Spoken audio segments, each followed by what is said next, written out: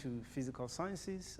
Today we're focusing our attention on electrostatics. But which part of electrostatics exactly do we want to focus our attention on? We shall be looking into the basics of exactly how materials or objects become charged in nature. So the key focus in this case is to look at the nature of charge. How does charge arise? And what exactly do we mean when we say a material carries, for argument's sake, a negative charge, or alternatively, a positive charge? Or, it could be a case where we're saying that a material is actually neutral. So we shall try and, break it down, in the easiest possible way that we can, so that we try and bring some understanding on the concepts of charge, right? Without any waste of time, let's look at the overview in terms of the thinking. Okay, so the big question that is going to guide our discussion today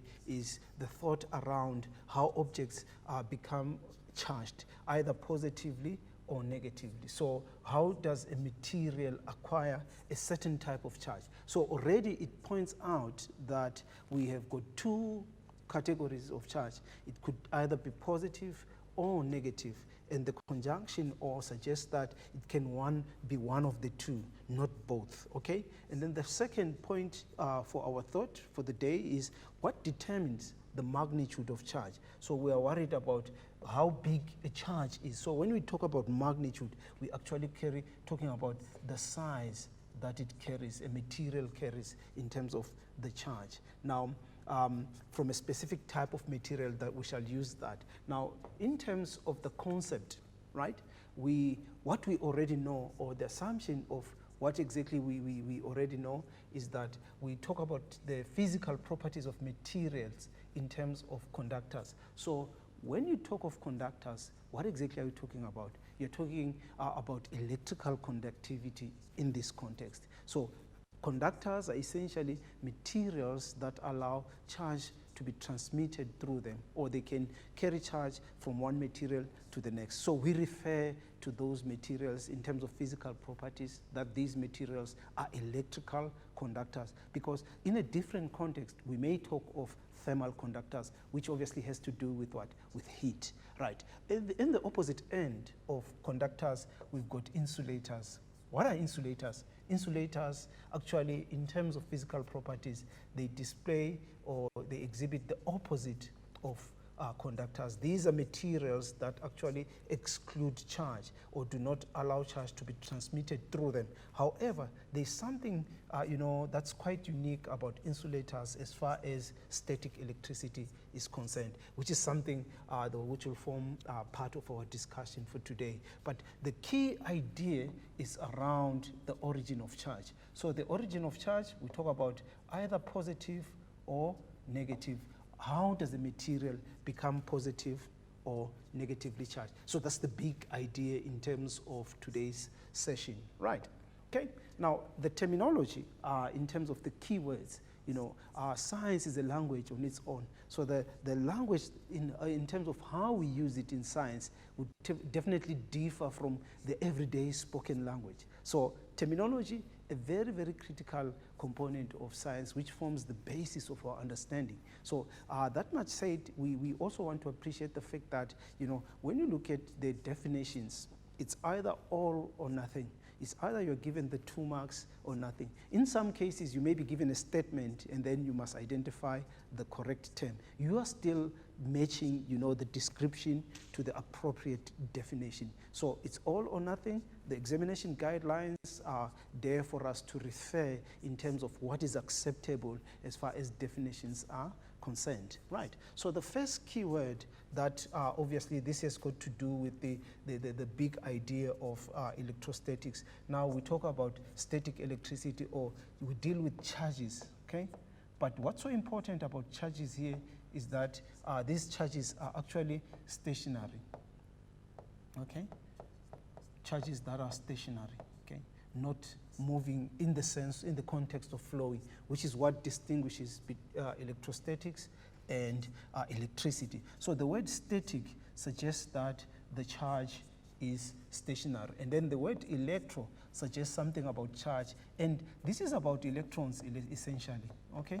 So electrostatics is actually that branch of physics that deals with stationary charge and, you know, the effect of charge in terms of the fields, you know, it goes on and on, but basically the long and short of it, it suggests that it talks about stationary charge. And then the second term deals with the law of conservation of charge. And in physics, there are a lot of laws which guides our understanding in terms of the theory, which also has far-reaching implications in as far as the application.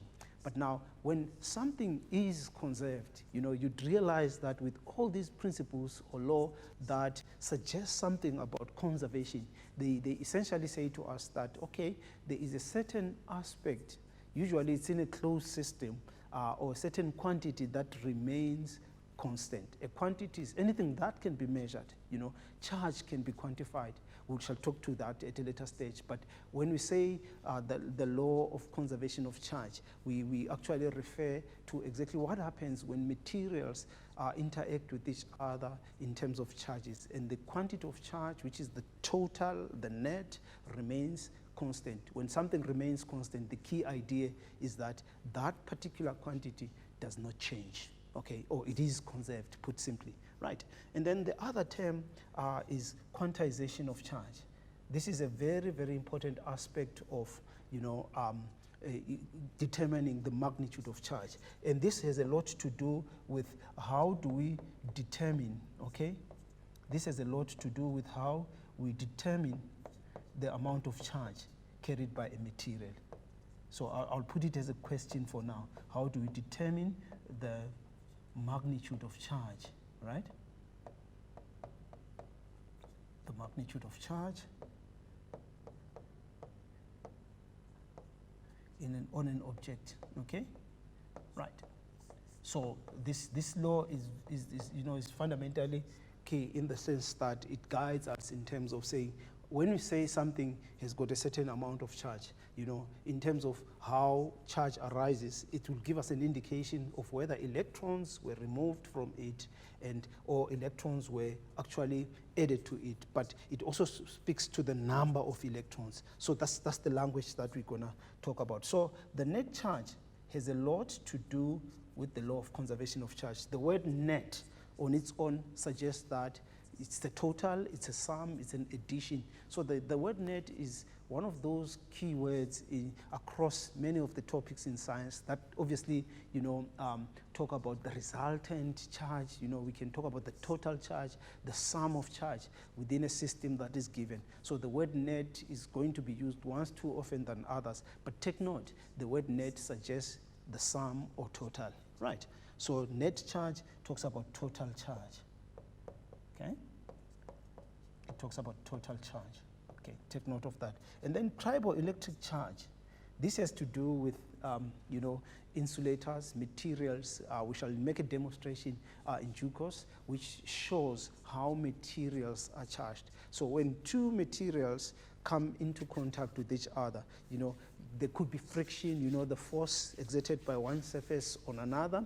And when that happens, charge is transferred between two materials in a physical process. And that has a lot to do with, you know, the principle or the law of conservation of charge. So when something is triboelectrically charged, it means those two materials came into contact, and as a result of that, one acquired more charge. And you know, if one of them, say for argument's sake, was neutral, the other one transfers the charge, and then this one that becomes charged would describe it in terms of it being triboelectrically charged. So that's the gist of what exactly we mean by that, right?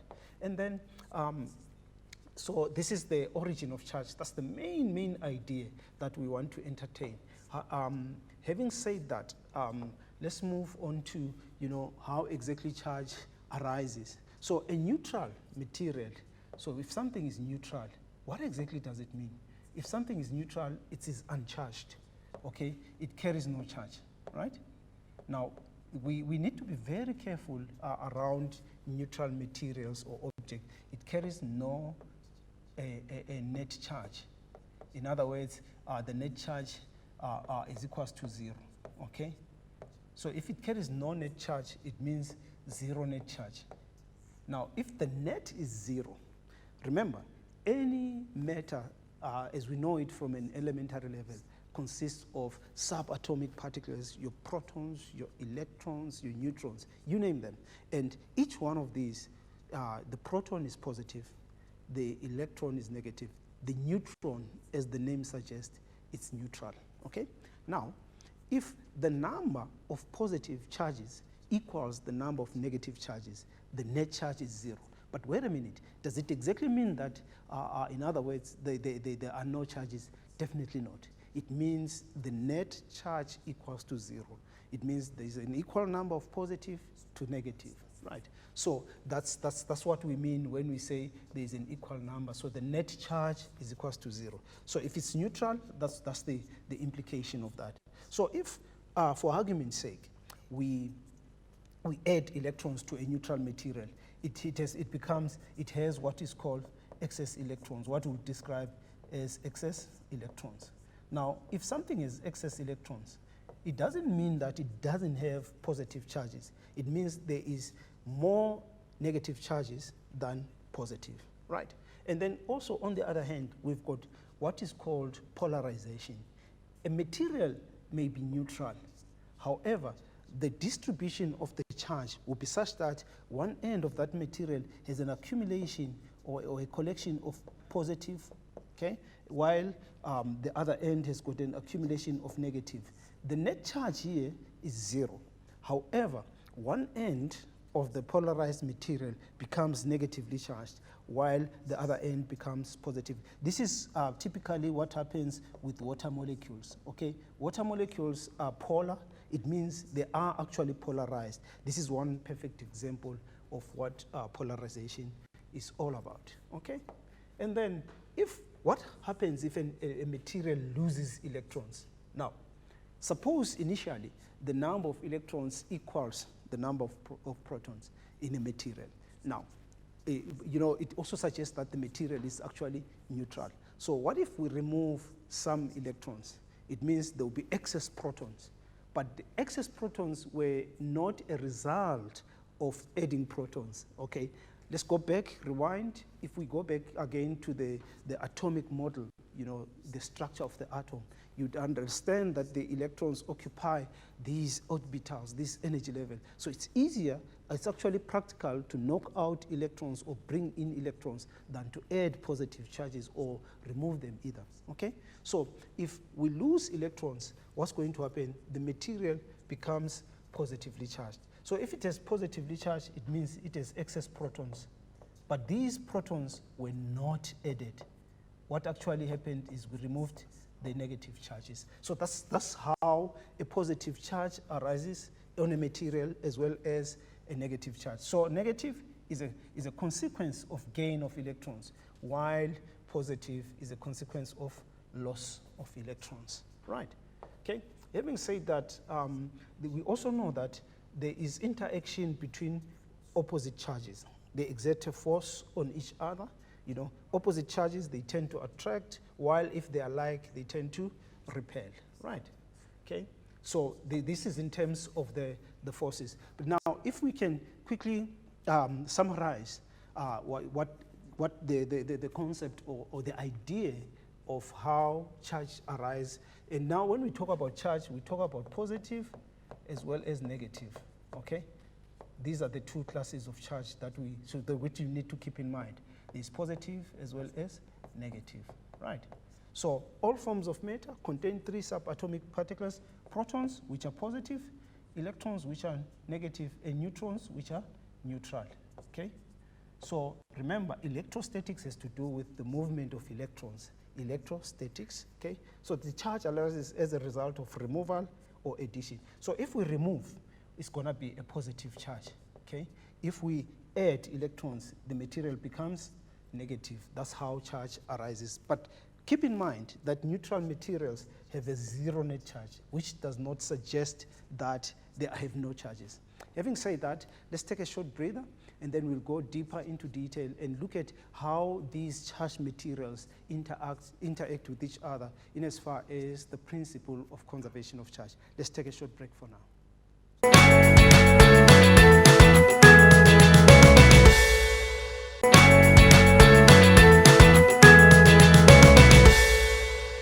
Welcome back to our second segment. We're still discussing electrostatics with our focus on the origin of charge and how charged materials actually interact with each other in space in terms of the law of conservation of charge. These are the two big ideas for the purpose of today's session. Having said that, let's just quickly recap in terms of how the negative and the positive charges arise. These are the two classes or categories of charge that exist, right? So we said that an object acquires a charge through transfer of electrons. And the word transfer suggests that there can be a gain, okay? Alternatively, we say addition. If something gains, so it means the process of addition of electrons would have taken place, or it could also include, the loss, right? Which is removal, right? So the language there is very, very important. So if something gains electrons, it acquires a negative charge, right? So the negative charge has to do with the gain of electrons, okay? So the transfer is actually about, one material losing and the other material gaining. So the one that loses would actually become positive. So the loss or removal of electrons from a material results in a positive charge, okay? Results in a positive charge, okay? Simple and straightforward. And then a positive charge is about loss. We agree to that, okay? And then a negative charge has to do with the gain. So when there's loss and gain, there's actually the transfer, right? So that's as far as origin of charge is concerned, okay? Now, let's look at conservation of charge. We've managed to briefly, unpack the term conservation. If something is conserved, it means it remains constant, okay? It remains constant. It could be with respect to size or magnitude, okay? So if something remains constant, we can describe it, using the term conservation or conserved. Okay, so when an object gains or loses, so this is one of the two possibilities. We do not have both of them at the same time. So there is gain when you add electrons, or there is loss when you remove electrons. So the total number of electrons gains is the same. This is what actually this statement suggests. Just to break it down, we are saying that if material A has got, X number of electrons and in excess, and then say for argument's sake, material B has got a certain number of protons, as an example, in excess, it means A is negatively charged, while B is positively charged. So when we talk about transfer of charge between material A and B, we are essentially saying that whatever A loses is exactly what B gains. So, even in everyday life, if I give you a 10 rand, I've lost 10 rand, okay? But you have gained 10 rand. So whatever is lost is equals to what is gained is essentially what is transferred between the two. So that's the long and short of it. And then it says here, the charge cannot be created or destroyed, okay? So we are very familiar with this statement. So if we say charge cannot be created or destroyed, we're saying that charge, this happens, okay, this can only be possible if we talk of a transfer, okay? So if transfer, whatever is lost is equals to what is gained, but the net remains the same. So here, when we say charge remains the same, we're talking about the net charge. Be mindful of that, okay? The net charge is actually the total charge, okay? Right. Having said that, okay, there's another thought, again, that we just want to remind ourselves of. We have managed to look at how objects become negatively or positively charged. We're fine with that. Now, how then what exactly determines the charge on a material? Now that we know that the material can either be positive or negatively charged. Now, in terms of magnitude, which is the size of charge or how big the charge, because charge will obviously vary from one material to the next, depending on the number of electrons added or number of electrons removed during the transfer, okay? So what determines the size of the charge on an object made from a specific type of material. So this is the big question that we want to address. And this couldn't be further from the fact that this has a lot to do with the conservation of charge, where we talk about the net charge, right? Now, already we are here in terms of our concept map. So this is the aspect that we want to address now, to say what exactly happens when we talk about a closed system wherein charge or net charge remains constant or is conserved. What exactly are we talking about? Right, okay. Having said that, okay, transfer of charge between of electrons, because what exactly moves are the electrons, not protons, okay? It happens through contact or friction during a physical process. Okay, let's just try and break this down. When we talk about a physical process, we are saying that there are two materials, and at some point or the other, for charge to be transferred, these materials need to come into contact. And to facilitate or to enable the transfer of material, of electrons between material A and material B, there must be some form of friction, you know, to knock off electrons from A to B or B to A, whichever the case may be. But that's what we exactly mean when we talk about a physical process. All right. So insulators, they store or conserve charge, okay? Because this is a physical process, property of a particular material. So charge stays stationary on the surface of an insulator. This is, for example, your clothes or your hair. Let's make a specific example. If you comb your dry hair in the morning, what happens is there's friction, there's that physical process of contact between the comb and your hair. In the process, the comb or your hair may become charged, okay, because charge has been transferred during that contact or that physical process, okay? Now, which also, it reminds me of another perfect example.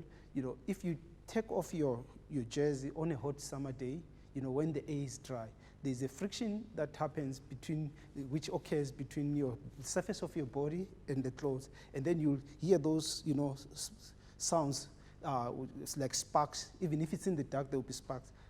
That's the process of charging. That's what we talk about when we refer to the physical process in terms of the transfer of charge. All right, okay. Okay, now we just want to look at a simulation, you know, which is a practical example of how materials are charged and what happens when there's discharging. Discharging is actually, you know, removing the charge that is accumulated. So I would use a simulation in this case to try and show that, you know, our observation. This is actually, you know, an everyday life observation. It explains the science, you know, that we observe, you know, almost on a daily basis, which also serves to say to us that, you know, the science that we learn in class is actually around us. It's very much alive. We just need to pay attention and try to, you know, have the thinking of science behind to say, okay, how then do I explain this observation? So this is a very familiar observation. We'll talk about the science behind what you see when this happens. Okay, so we've got a gentleman there, John Travolta. That's the name of the Travoltage. That's the name of the simulation. Okay, now John is standing on the surface of a mat. The mat on itself is an insulator. Remember, in terms of physical properties, insulators, they don't allow charge to be transmitted through them. But because of contact, if John moves his foot, look at what is happening. Look at what is happening there. Charge is accumulating on John's body, but there are some very important observations that you need to take note of. For charge to be transferred from the carpet to John, there was supposed to be contact between John's foot, which is an insulator, and the carpet, another insulator. Now, as he was rubbing, this is typically what happens when you walk barefoot, even barefoot across the carpet in a room. And then John is charged, okay? The charge, that excess charge that John has acquired is actually from the carpet. Now, if John touches the metal door handle, and the metal door handle is actually a conductor, then the discharging process will occur. Look at that. So all the charge that John accumulated has been discharged. That's where you experience that minor shock, you know, so that's static electricity in action. Just to repeat that, so the more he keeps rubbing his foot, the greater the quantity of charge that John acquires. So John is gaining electrons. There's lots of electrons there, as you can see. Now, John is charged. Even if he was to touch somebody else, okay, the discharge process will take place because, again, that's another physical process. There's also contact. So the discharging happens when he makes contact with a material that is an electrical conductor. Right. So hopefully that makes some bit of sense in terms of the simulation. Just to explain what exactly happens in the process of charging. So transfer of charge between materials. Okay, electrons are moved, they occur through the contact. So we've spoken about the physical process. The discharging part we saw, it takes place when you touch a conductor. So the insulator accumulated charge through friction. That was a physical process. Charge was transferred from one material to the next. The one that acquired the negative electrons became negatively charged, while the one that lost became positively charged. So in essence, we are saying that John acquires a negative charge because electrons were transferred from the mat to John, while the carpet itself attained or actually got positively charged. So these charges, they move through the conductor to the earth. This is what is called discharging, okay? Or in other words, the earthing, okay? Right. So we've also referred to this term triboelectric charging. This is actually what happens when charge is transferred between two materials. And these materials are usually your insulators. So pay careful attention to this term. You may be asked to define what triboelectric charging is. So triboelectric charging essentially has to do with transfer of electrons between two insulators, okay, such that one becomes negatively charged. And again, you need also to realize that this is only possible when two materials come into contact. And a triboelectric series actually speaks about, you know, the different materials that can be charged in the same way. But remember, their readiness to acquire that charge will depend on the type of material. So some become easily charged, while some, they need a lot of, you know, friction. So that series actually breaks it down to say, within this list of collection of materials, which one actually becomes easily charged. So that's what triboelectric charging is all about. Okay, right. So having said that, so this was the main concept around conservation, leading to conservation of charge, that the charge remains the same, however, it's transferred between two materials. All right. Having said that, let's take a short break, and then when we come back, we actually want to look deeper into how conservation of charge actually happens, you know, when we quantize charge, or we talk about a specific amount of charge between two materials coming together in a physical process. So we shall make a number of predictions in an attempt for us to understand exactly what happens when we talk about, or the application of the principle of conservation of charge. Let's take a short break for now.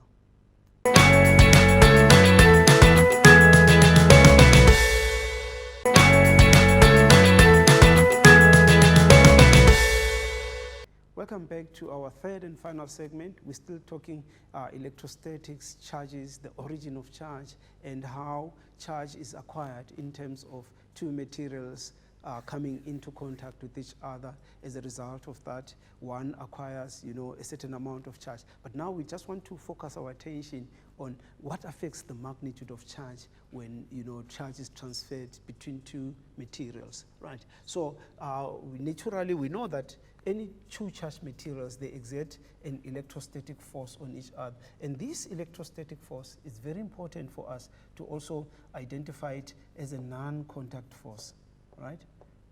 Be careful, we're talking non-contact electrostatic force, not the charging. The charging, there has to be contact. But once they are charged and separated, they actually exert a force on each other without them being in contact. So this non-contact force, we'll refer to it also as a field force, okay?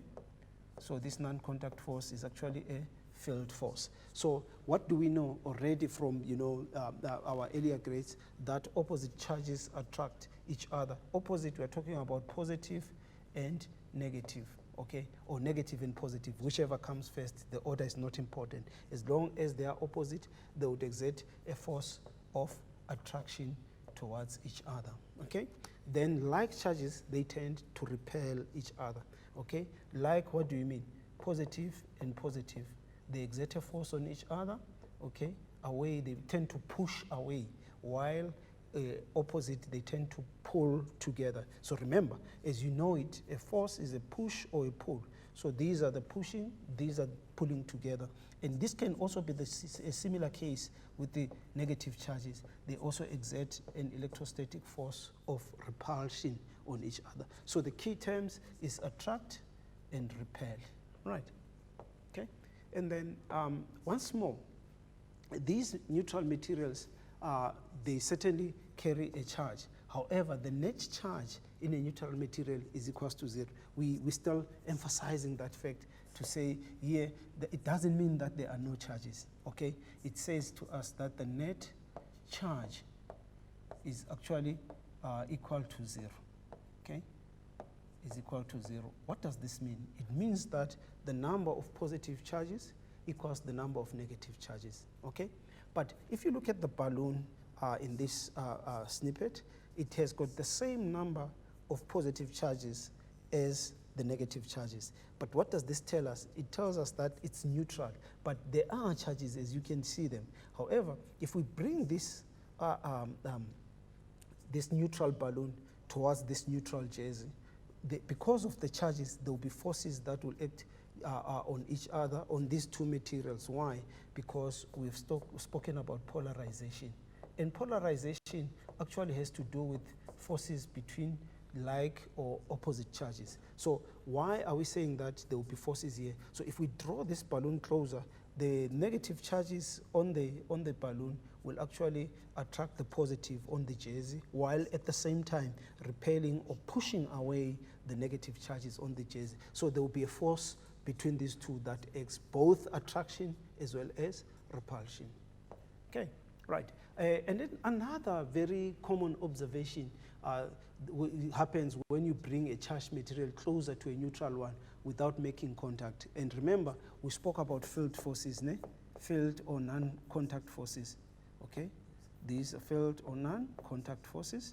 They still exist even between polar materials. So the stream of water, we said water is polar. Okay, what does it mean? It means actually we're talking about water molecules. It means that there are certain portions of the water molecule that are slightly positive, others are slightly negative. So what happens when you bring a charged material? Let's say the surface of this comb is positive, for argument's sake. It has got a positive charge or it has lost electrons, okay? So if you bring it closer, the positive charges in the comb will actually repel the positive charges in the polar water molecule while attracting the negative, which explains why this smooth stream of water actually is attracted to the comb. So this actually, this flow of water, we'll call it the laminar flow. So that's the term that is used to describe the flow of water in that stream. But because of the polarity of water, here the force does exist between the comb and the polar water molecules. Why? Because these are field or non-contact electrostatic forces, right? Okay. Moving further more, we're still talking conservation and quantization of charge. Now, when we talk about quantization of charge, we want to determine what determines the magnitude of charge. So quantization of charge has to do with magnitude of charge. Okay, it explains how we arrive at a certain magnitude of charge. Okay, and remember, the word magnitude suggests size. Okay, so if a material loses, let's say 20 electrons, okay, it becomes positive. While again, if a material loses half that number of electrons, 10 electrons, it also becomes positive. But the extent of the positive charge will obviously vary based on the number of electrons that were removed or that were added to acquire that negative charge. Remember, we spoke at length about that in as far as the origin of charge is concerned. Right. So this is one other aspect that we want to look at. Now, very, very important build up to the quantization of charge. It says the elementary charge of one electron. So a single electron has got a charge of negative 1,6 times 10 exponent negative 19. Now let's break it down. This negative is for the charge, that it's negative, okay? Right, but this negative is for the decimal fraction. Okay, let's not confuse the two. Right, now here it means we're dividing by 10, 1.6, we're dividing it by 10 exponent negative 19 coulombs. That's essentially what we are saying, all right? Now, it says for a material to acquire a negative charge, electrons have to be added. But the magnitude of the charge that will arise will actually depend on the number of electrons that were added to achieve or to acquire or attain that negative charge. So what is the magnitude of the charge if one electron is added to an insulator? Now, the assumption is that we have an insulator with us. Now, on this insulator, we add one electron. There's no question about whether it becomes positive or negative, because we have added electrons, then it becomes negatively charged. But now the question is, if we add one electron, it means that there's one extra electrons than protons. Or in other words, there's one electron in excess. That's exactly what we are saying. But now, does it mean there are no positive charges? Definitely not. The number of positive charges is actually one less than those of protons. So what if we add one electron, if it was neutral, now it means the charge is equal to the number of electrons that we added multiplied by the charge of a single electron. That's what it is. Because when there are equal number of electrons and protons, then the net charge is equal to 0 on that material. So here, because charge, the symbol for charge is Q, that's very, very important. Charge is Q, that's the symbol. The unit is the coulomb, okay? So symbol for charge is Q, okay? And then unit, SI unit is the coulomb, okay? The unit is the coulomb. Okay. Now they will talk about later some different types of units, okay? So there's one electron that was added, okay? What's the charge of this extra electron? Negative 1,6 times 10 exponent negative 19, okay?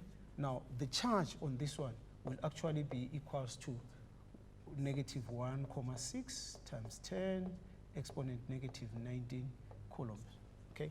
So the number of electrons that we add to a neutral material actually determines the resultant charge after that, okay? Let's continue with our predictions.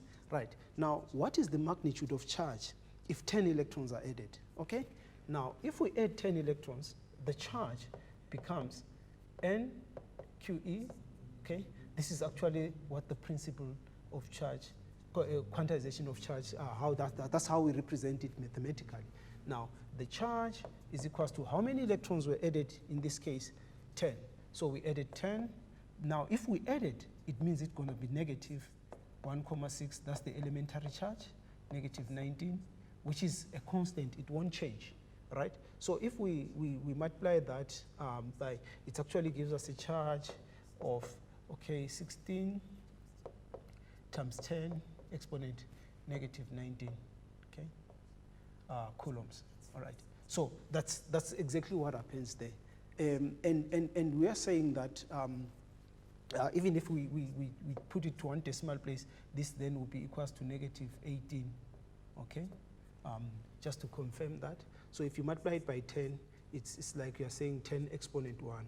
So negative 19 plus 1, it gives you negative 18 from your laws of exponents. That's a bit of maths, but the science is essentially in the principle of quantization of charge. Now, we're getting the pattern or the trend. Now, if there are 500 electrons added, so it means N, which represents the number of electrons added, is equals to 500, okay?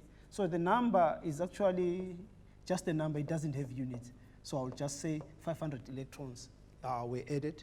Then we can immediately predict that Q is equals to 500, okay, multiplied by negative 1,6 times 10 exponent negative 19, okay. So whatever that reduces to, that's the magnitude of the charge. So you'd realize that the extent of negative charge increases as we remove the highest number of electrons, okay?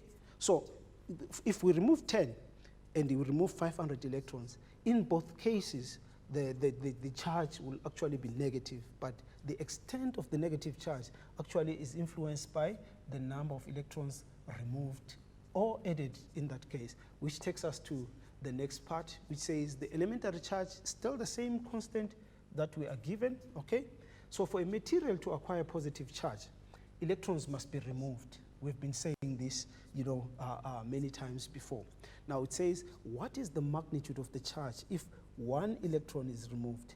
There's something very, very critical in as far as this part of the discussion is concerned. Now, can we think of it this way?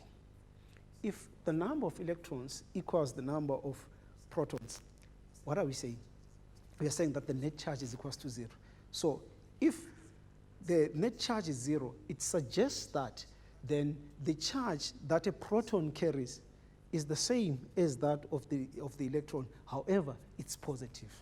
So that's the main thing. So as we remove electrons, we are saying it becomes positive. So if we remove one electron, Q, that's the charge, is equals to N, which in this case represents the number of electrons removed multiplied by the charge of an electron.